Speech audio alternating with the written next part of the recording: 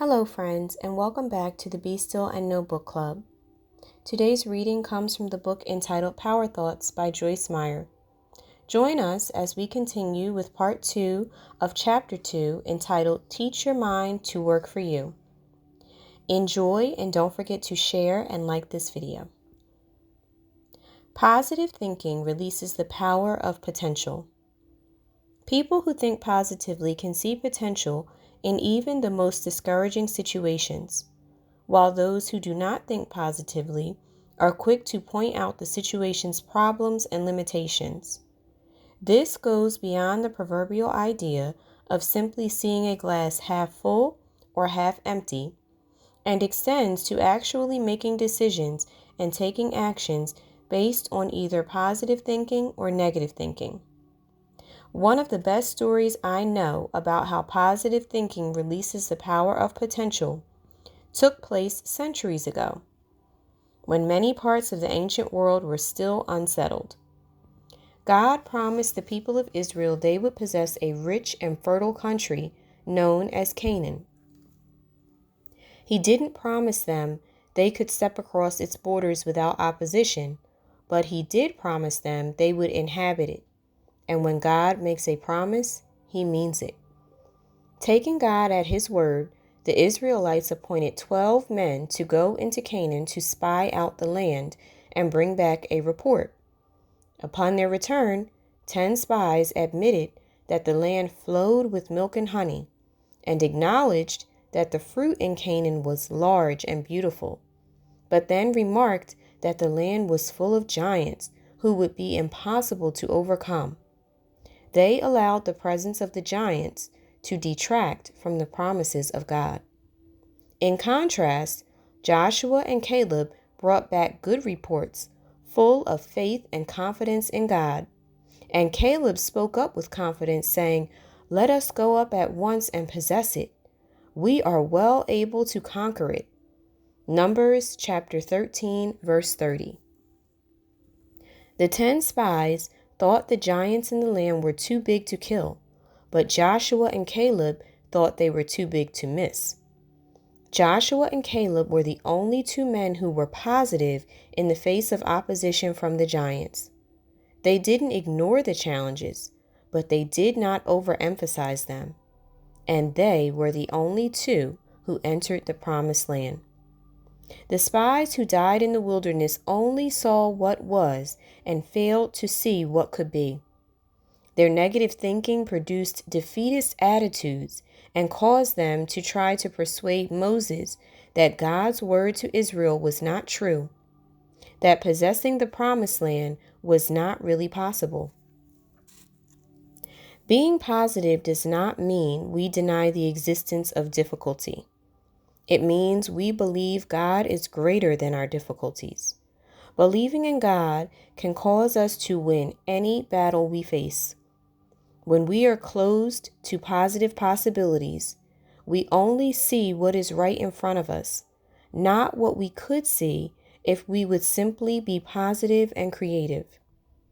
Train your brain to trust and believe God and to think positive thoughts that are based on His Word.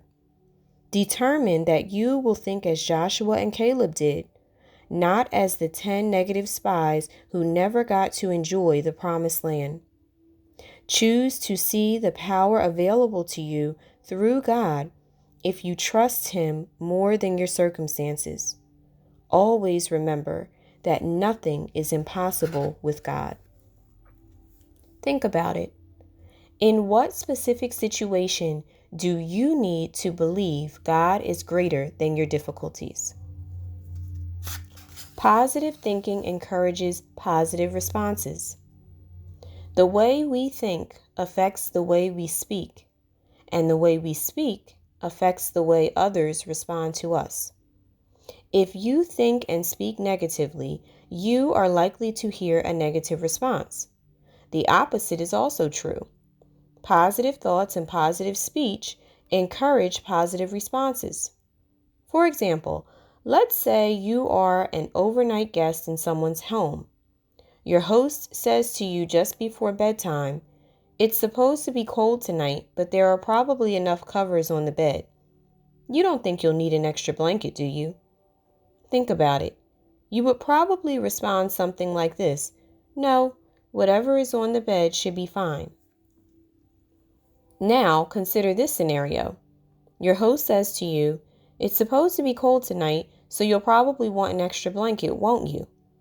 Most people in that situation would answer yes.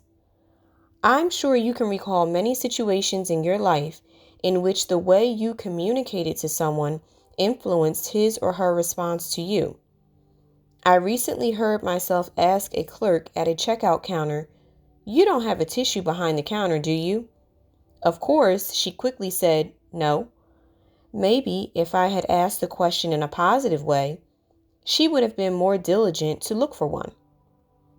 The most common type of negativism that draws negative responses from others is what I call the flat world attitude. This happens when a statement is not true, but people believe it based on hearsay, past experience, or what is considered common knowledge. Let me explain. Christopher Columbus believed the world was round. Therefore, he reasoned, if he set sail, he would eventually reach land, previously undiscovered territory, or end up back where he started. The people around Columbus thought the world was flat, so when scholars and experts examined his plans, they said his idea was impossible. Because they believed the world was flat, they assumed he would surely sail off the edge of it and disappear. But Columbus was right. He didn't fall off the edge of the world, but proved it was round, and ended up discovering America in 1492. During the early 1900s, an impressive array of scientific wizards scoffed at the idea of an airplane. They said, It is an opium-induced fantasy, a crackpot idea. Really? Orville and Wilbur Wright didn't think so, and have gone down in history as the first in flight. With similar skepticism towards airplanes, Marshal Ferdinand Foch said in 1911, Airplanes are interesting toys, but they have no military value. Foch later became Supreme Commander of the Allied forces during World War I. Though airplanes were not widely used in the early days of war, they became increasingly important, and Foch and others discovered that they were valuable after all. Thomas Edison tried to persuade Henry Ford to abandon his fledgling idea of a motor car because he was convinced it would never work. He said, Come and work for me and do something really worthwhile. Although Edison was a great inventor, it sounds as if he was only positive about what he could do, and rather pessimistic about other people's ideas. Next time you get in a car to go somewhere, be glad Ford didn't allow Edison's negative outlook on automobiles to influence him. Let this example remind you to never let a pessimistic person talk you out of your dreams. All these people and thousands of others throughout history had a flat world mentality. They were convinced certain things could not be done, even though no one had ever tried. I am sure Christopher Columbus, the Wright brothers, and Henry Ford had to be determined to maintain their positive can-do attitudes. Even though they were surrounded with negativity, they stayed positive and eventually found success. I wonder how much more they might have accomplished had they been surrounded with positive encouragement instead of ridicule. There is no telling. Don't let someone else's limited thinking limit you. Negativity can be contagious. You have to pay attention if you don't want to catch it. Even if you are the only positive person in your family, your social circles, or your work group, be the one with an optimistic attitude and outlook in every situation. Remember, negative attitudes encourage negative responses, while positive attitudes encourage positive responses. In the story about Joshua and Caleb, this was certainly true. After the 10 spies gave their negative report, The Israelites wept all night and became terribly discouraged. See Numbers chapter 14, verse 1. Those 10 men and their bad attitudes caused an entire nation to lose heart and doubt God's promises. Then the Israelites became so negative that they wanted to stone Joshua and Caleb, who were positive. Similarly, the enemy, often working through other people, likes to silence people with faith-filled can-do attitudes. Don't let anyone silence you. Learn to get positive and stay positive in every way. A soldier was assigned to stand at the end of the chow line and offer apricots to everyone who passed through the line. He decided to test the theory that the way people ask questions impacts the answers they receive. To the first 100 men who came by him, he said, "You don't want any apricots, do you?" 90% of them said no. To the next 100 men, he said, "Would you like some apricots?" 50% said yes, and 50% said no. He changed his strategy slightly for the next 100 men, asking them, "Would you like 1 serving of apricots or 2? 40% took 2 servings and 50% took 1. By simply changing the way he asked the soldiers about the apricots, he saw a complete turnaround in the percentage of men who took apricots. Take a lesson from the soldier. Learn to be aware of the way you think and the way you talk to people. Train your mind to think positively toward every situation, and train your tongue to speak positively to everyone you meet." Think about it. Can you remember an occasion when your negative attitude provoked a negative response? How could you have been more positive in that situation?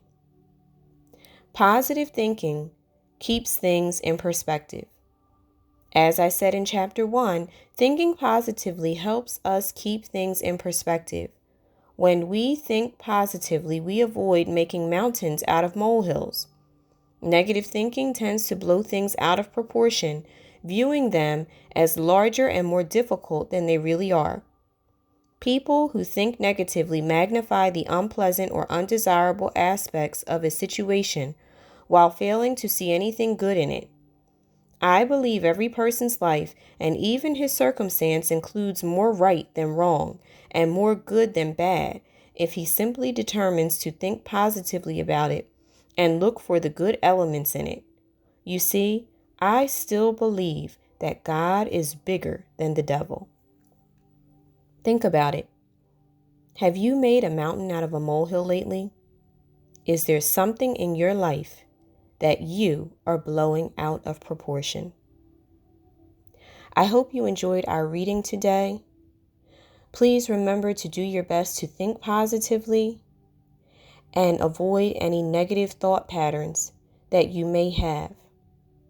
And remember to treat others the way Christ treats you.